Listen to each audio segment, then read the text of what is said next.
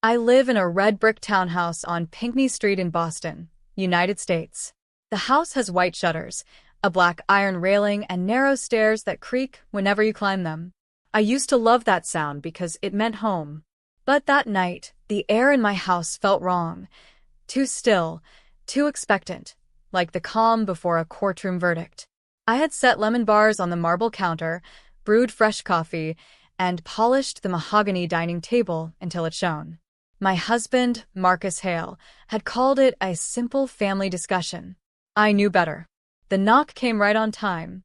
Marcus walked in first, tall and composed, the kind of man who could deliver betrayal with a polite smile. His mother, Lorraine, followed close behind, her pearl necklace gleaming against her navy dress. Then came his sister, Tessa, who was already smirking as though she'd rehearsed her lines. Last was Uncle Victor, loud as always, his coat still damp from the drizzle outside. None of them commented on the house I had maintained, our house, though every painting, every rug, every corner carried traces of my care. They gathered around the dining table like a board meeting. Lorraine sat at the head, Tessa to her right, and Marcus to her left, leaving me at the far end. The power dynamic was deliberate. Lorraine placed a sleek leather folder on the table and folded her manicured hands over it. She opened it with a flourish, sliding glossy photographs across the polished wood. 1, 2, 3. In the first, I was sitting in a cafe with a man in a navy suit. In the second, I walked by the harbor beside another man. In the third, I was in a hotel lobby, holding a folder as a man in glasses looked over my shoulder. My face in each picture was calm, focused, and, to anyone who wanted a scandal, intimate. Tessa leaned forward, tapping the photos with a blood-red nail. "You've been busy," she said sweetly. "Coffee dates, harbor walks, hotel meetings. That's quite a pattern." Victor cleared his throat. 4 lunches, 2 coffees, 3 meetings, 10 hours total. That's enough to establish suspicion. Marcus didn't speak. His eyes were flat, unreadable, like a man trying not to make a scene. Lorraine finally looked up, her voice low and polished. "You married into a family that values reputation. Marcus has been generous, but we cannot tolerate this kind of behavior. These photos are more than concerning, they're humiliating." She paused, then added, "We're willing to handle this quietly. A respectful divorce. You'll leave with kindness and a small settlement, $250,000. The house stays with Marcus, and the company remains entirely his." The words rolled off her tongue like she was reading an approved script. I sat very still, feeling my pulse in my throat. I glanced up at the chandelier above us and started counting the crystals, one by one. 64. I always count when I need to stay calm. Behind Lorraine's shoulder, our wedding photo hung on the wall. Marcus and I, all smiles, bathed in summer light. I remembered the day he'd promised. "It'll always be you and me against the world." But somewhere along the way, against the world had turned into against you. I took a slow breath. "You've done your homework," I said evenly. Tessa smiled like a predator sensing victory. She slid another envelope across the table. "Screenshots," she said. "Messages, dates, locations. All the evidence we need." I stood up, resting my palm on the back of the chair. "Thank you for showing me everything. I'll make this easy for you. I'll tell you exactly what's in those photos. Then I'll tell you what's in my folder." Marcus finally looked at me. There was confusion in his eyes now, just a flicker, but it was enough. Lorraine frowned, perhaps realizing that my tone didn't match the guilt she expected. Victor leaned back, arms crossed, curious but silent. "The men in those photos," I began, my voice steady, "are my lawyers." The room froze. Even the rain outside seemed to pause. Tessa's smirk faltered. "What?" "Yes," I said, reaching for the blue folder sitting on the sideboard. I carried it to the table and set it down gently. The folder was thick, tied with a thin ribbon from our first anniversary, back when I thought we'd use ribbons for gift wrapping, not legal evidence. I untied it slowly, the sound of the fabric sliding free cutting through the silence. "You hired lawyers?" Marcus asked, his voice tight. I met his gaze. Of course. I've known about your affair for months, Marcus. And I know about the offshore accounts, the fake invoices, the consulting fees funneled through Hale North LLC. Lorraine's face drained of color. You don't know what you're saying. I know exactly what I'm saying, I replied. Every photo you have of me is from meetings with my attorneys, documenting proof of fraud, hidden assets, and embezzlement that your family orchestrated to inflate the company's value before selling shares. Tessa opened her mouth, but no sound came out. I could almost see the headlines forming in her mind. I placed several printed pages on the table. These are transaction reports from the company's accounts, I continued. Payments labeled as marketing expenses, $42,000, to a construction company that doesn't exist. Another transfer for $68,000 to purchase a luxury watch for Victor, listed as client gift. And here, I pointed, a wire for $195,000 to buy a condo on Atlantic Avenue. The memo says office expansion. There's no office there. Marcus rubbed his temples, his silence telling me more than words ever could. I looked directly at Lorraine. You wanted to strip me of everything in the divorce. But you forgot something. I never sign anything I don't read, and I never walk into a trap without an exit. I tapped my folder. Every cent, every lie, every hidden transfer is here. I made copies, notarized, and time-stamped. You can tear up your settlement offer. You'll be hearing from my legal team in the morning. For the first time, Marcus looked uncertain. Lorraine's posture stiffened, and Tessa's smirk disappeared entirely. Victor muttered something under his breath and pushed back his chair, but no one moved to stop me. I gathered their photos and placed them neatly back in the folder. You spent weeks trying to prove I was unfaithful, I said softly. But all you proved was how predictable you are. I reached for my blue folder, tied the ribbon again, and held it close. The rain outside grew heavier, drumming against the windows like a warning. I turned toward the door, pausing just long enough to look back at the people who once called themselves my family. Next time you plan a setup, I said, make sure the other person isn't holding all the evidence. Then I walked out of the room, leaving them with their photos, their silence, and their crumbling empire. The chandelier light flickered once, as if even the house itself knew the balance of power had shifted forever. I untied the ribbon and opened the blue folder, the same one I had carried into every quiet meeting over the past 6 months. Inside lay my order, dates, names, amounts, each line written in black ink. The truth, when written properly, doesn't need to shout. It just waits, patient and sharp. Lorraine leaned back, her lips pressed together. Marcus kept his eyes on the polished table, though I noticed the muscle in his jaw flicker. I took 3 copies of a timeline and placed them neatly before each of them. The first man in your photos, I said calmly, is Noah Park. He's a contracts lawyer here in Boston. You may remember him.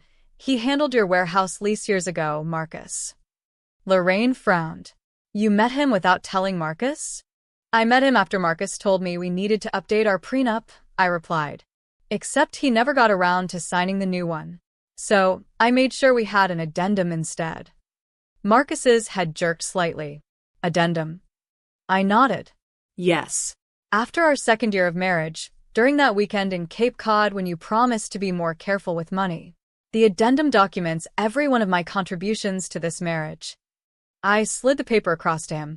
$87,000 from my savings. $112,000 in design work, billed at $180 an hour for the marketing projects you presented as your own. And $230,000 toward the down payment on this townhouse. Lorraine blinked, her confidence faltering. That can't be right. It's notarized, I said. You can check the seal. I turned the next page. The second man is Carlos Bennett, a forensic accountant. He specializes in corporate tracing. He discovered that Hale North LLC made repeated transfers to a shell company called Easton Services. The address? A rented mailbox in Delaware. Victor scoffed. You can't prove that. Carlos could and did. I pulled out a color-coded sheet and laid it on the table. Easton Services paid invoices for personal expenses, $68,000 for luxury watches, $24,000 for a ski trip to Aspen, and $42,000 for renovations on your lake house, Victor. All paid through Hale North funds. Victor's face went rigid. His hand twitched toward the paper, but he didn't touch it. The silence in the room thickened like smoke. And the third man, I continued, is Claire Whitmore, a corporate fraud attorney. I met Tessa's eyes. She found something interesting in your email. Tessa's smirk vanished. I took a printed email from the folder and slid it toward her. The header bore her name. You created false vendor memos and backdated approvals for 3 contracts totaling over $300,000.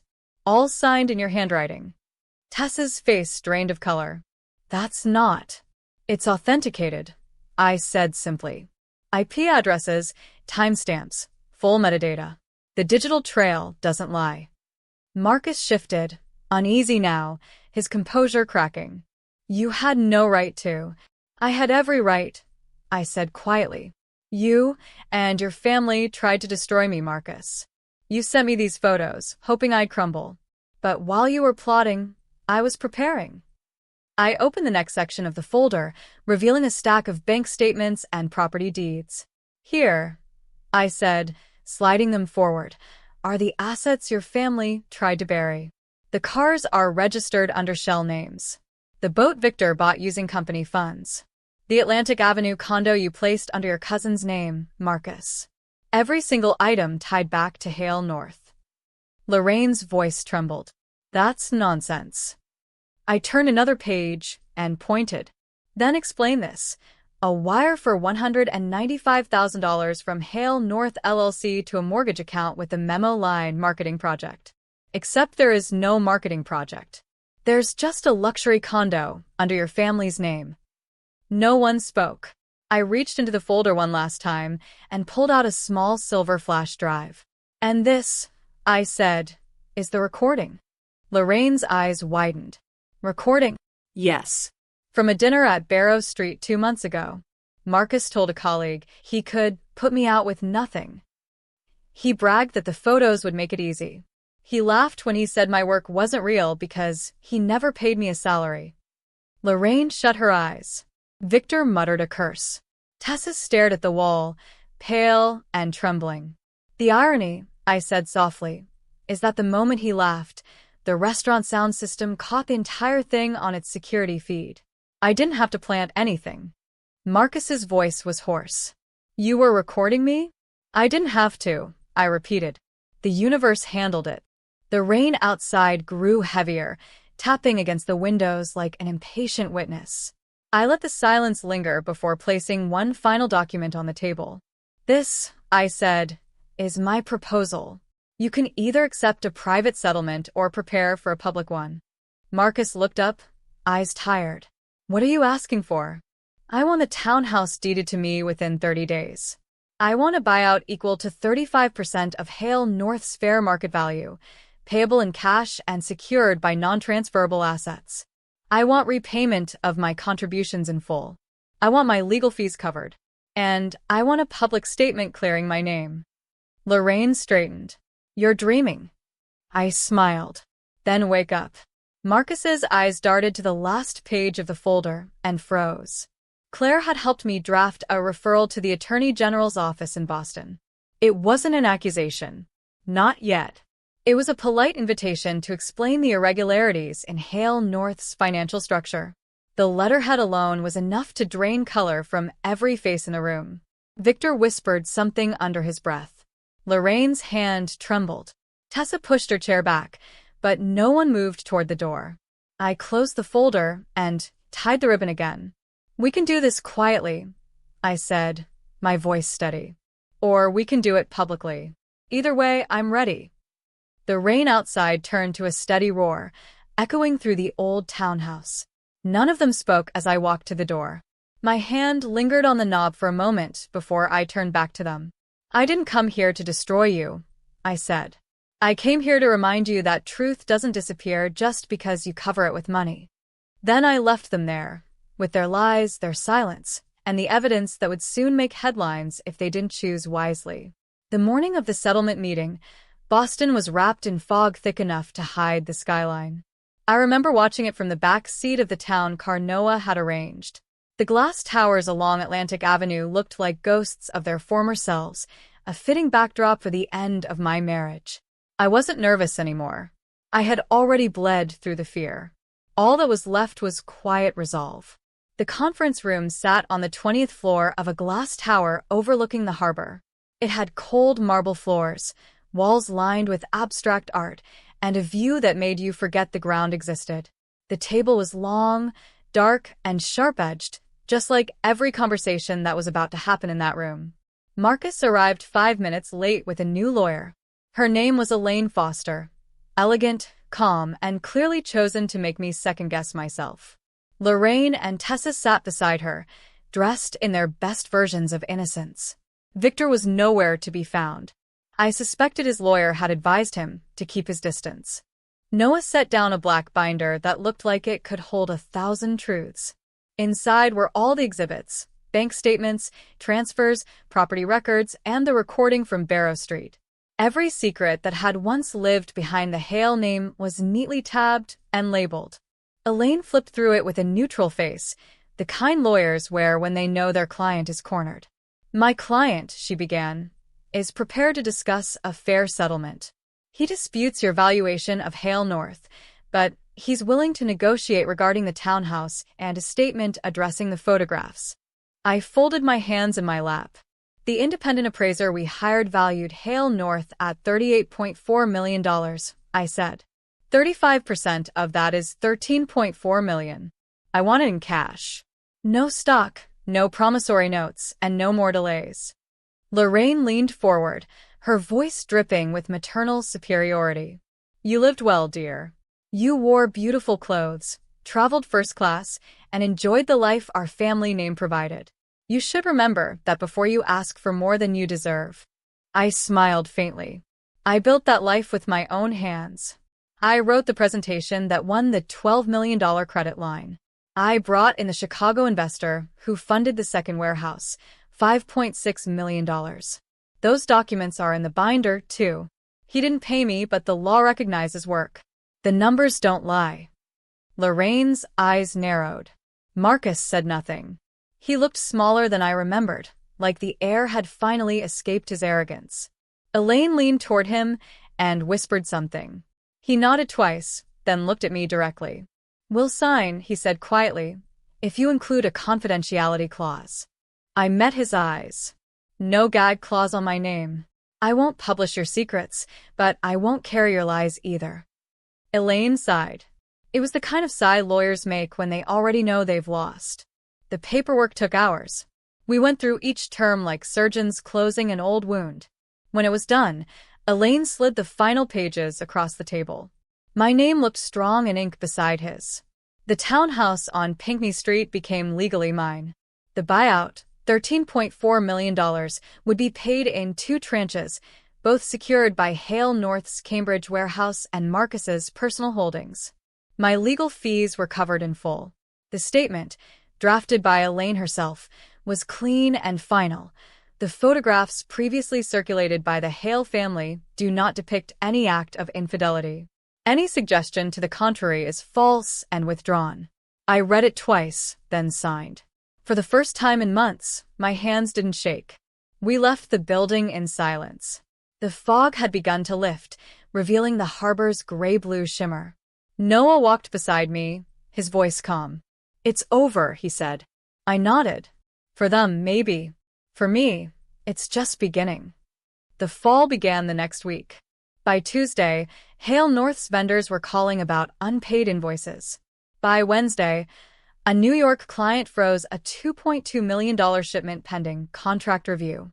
And by Friday, the Attorney General's office sent a formal request for documentation related to the company's internal transfers. Someone leaked the Barrow Street recording to a journalist at the Globe. I didn't do it. I didn't need to. Truth has a way of finding its audience. Within a week, Hale North's board was in chaos. Marcus tried to deny everything at first, but once the email surfaced, Tessa's faked invoices, Victor's luxury expenses, it was over. Lorraine's social circle evaporated overnight. The same people who had once toasted her at charity galas suddenly forgot her name. Victor listed his lake house and fled to Florida. Tessa tried to post her usual photos on social media. Perfect lattes, perfect smiles, perfect lies, but the comments turned vicious. She deleted her accounts within days. Lorraine stopped showing up at the family foundation. Their empire was crumbling from the inside, and there was nothing they could do to stop it. Marcus called me one evening, just before sunset. His voice sounded tired, smaller somehow. "I wanted to say I'm sorry," he said. I stood by the window, watching the harbor lights flicker on. "I hope you do better next time," I said. "For your own sake." He hesitated. "You always win, don't you?" "No," I said softly. "I just stopped losing." When I hung up, I realized it was the first time I didn't feel the urge to cry. That chapter of my life had finally closed. That night, I walked through my townhouse, the home I had fought to keep, and touched the walls like they were old friends. I bought fresh flowers for the dining table, replaced the heavy drapes with linen ones, and laid a soft blue rug in the entryway. I left the windows open, letting the smell of rain and baked bread drift through the rooms. I made myself a cup of tea and stood by the window, the city lights blinking like tiny heartbeats below. For the first time in years, I didn't feel watched, judged, or controlled. I felt free. The next morning, I opened my laptop and began drafting plans for something new.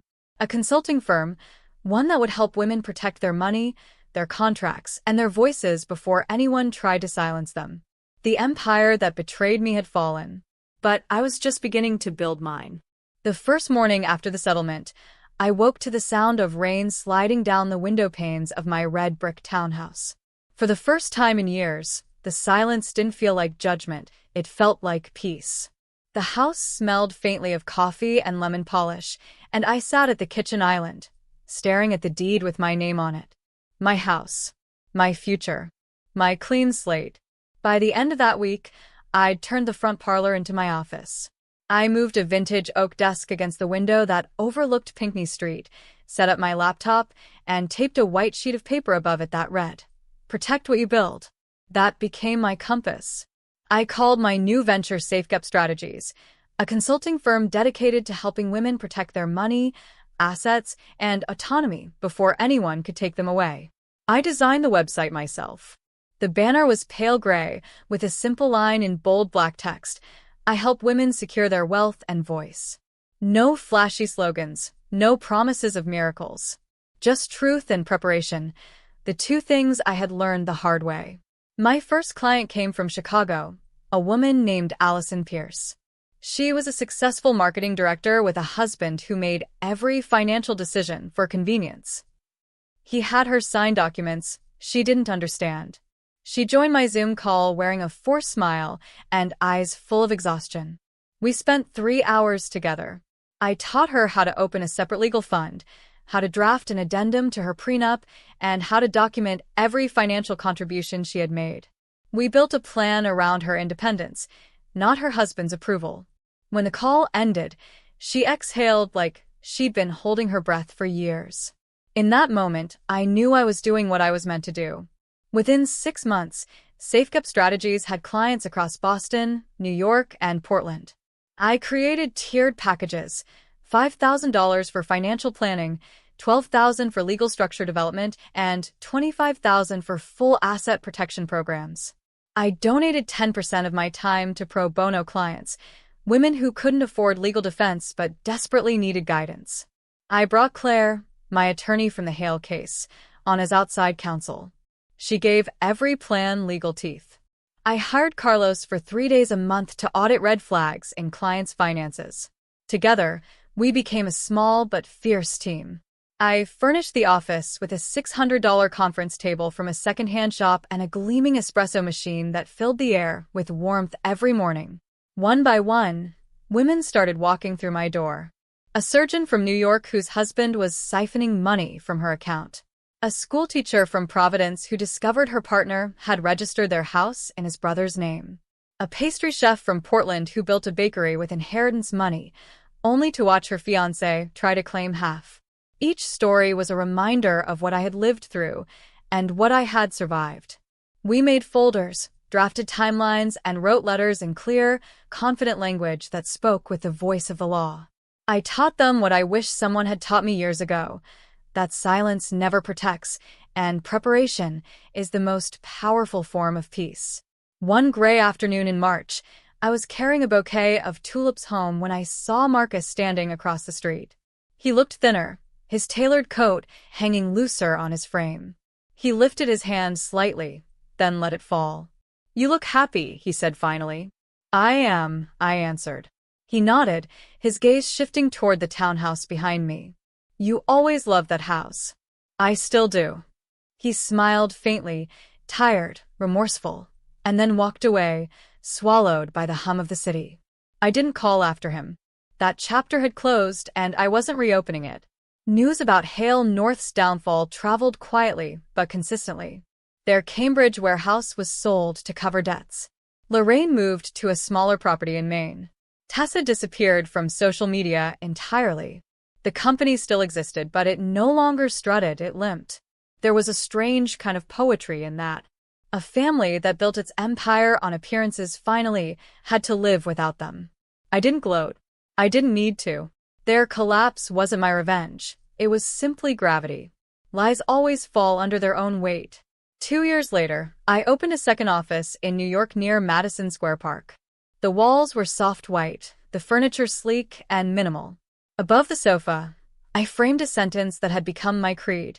Strength is a plan you write before someone tries to take your voice. That same year, I met Julia Lawson, the founder of a nonprofit that taught girls how to budget, read contracts, and start savings accounts. We partnered on workshops and community clinics. SafeGap Strategies funded 3 legal aid clinics for women in Chicago and bought notebooks for 100 students in Roxbury. On the first day of our Boston clinic, a line formed down the block. Women of every age stood clutching folders, receipts, and hope. Some were nervous, others defiant. When the doors opened, the line moved like a steady river toward a new shore. It was one of the proudest moments of my life. I hired 2 new associates, young women fresh out of law school who reminded me of who I'd been at 25, sharp, eager, and fearless once they realized their worth. We worked long hours, but always ended our weeks with something small, a toast, a walk by the harbor, a promise to keep going.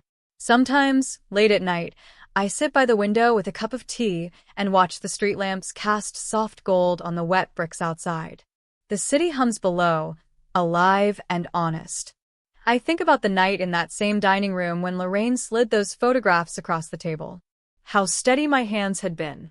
How calm my voice sounded when I said, "The men in these photos are my lawyers."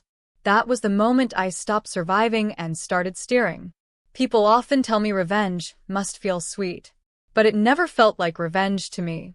It felt like reclamation, like walking into a room filled with stale air and throwing every window open. Justice, I've learned, isn't loud. It's quiet and clean. It's a table covered with documents, a calm voice that doesn't waver, and the sight of your name signed beside your own freedom. The Hale family's empire crumbled. Mine was just beginning, built on truth, precision, and compassion. And here in America, in my red brick house on Pinckney Street, I finally learned what real strength looks like. It looks like a woman who can count her own money and sign her own name. It looks like a folder tied with a ribbon. It looks like peace that no one can take away.